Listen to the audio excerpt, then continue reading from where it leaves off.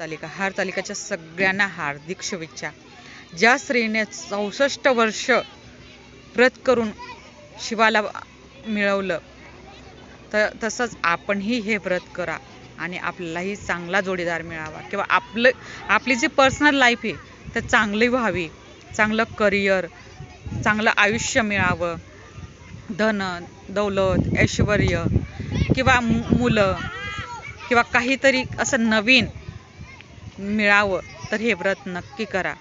हरतालिका ही खूप कठीण असते, पूर्ण 24 तासाची असते, पण ज्या पूर्ण काही श्रद्धेने करतात त्यांना नक्कीच हे व्रत पावतं आणि ह्या व्रताचं फळ नक्कीच मिळतं. भगवंताने खऱ्या मनापासून स्मरण करावं आणि भोलेनाथ इतका भोळा आहे तर सगळ्यांनाच त्याची कृपा मिळते. आणि भगवान शिवाचे खूप म्हणजे एवढे काही खूप कठीण नियम नसतात, खूप सोपे नियम असतात. आणि जी गौरी तिने